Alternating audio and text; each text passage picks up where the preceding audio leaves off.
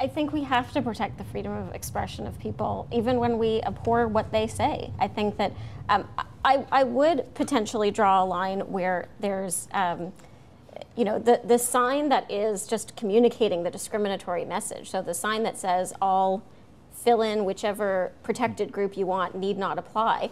You know, that's just really evidence of the discrimination that's about to take place. We're skirting around a couple of issues here, but one of them is religious-based hate, of which there's a lot. And so what I'm hearing is that hate's bad, it's got to be addressed.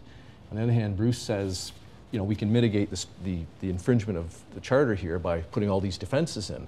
Well, if hate's the problem, why should there be any defenses, would be my question. And in fact, the court has discussed that in the past. Chief Justice Dixon in Keegster said, I don't think there needs to be a truth defense to a hate speech charge.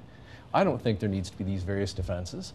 And now we're sort of, I'm hearing some concessions, oh, of course you've got to have that. Well, that'll mean that, you know, consider the alternative. Do you really want, and this came up in the court hearing, do you really want to go after sections of the Bible?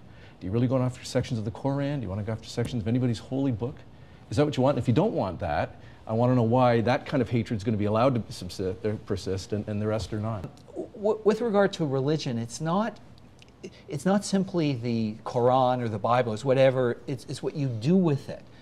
No one had a problem with the Bible per se. It was when a guy like Whatcott or the American guy who goes around and says God hates fags and shows up at funerals, and he takes that in order to, he takes a biblical verse and then he says that means that gays have no right to any life in society.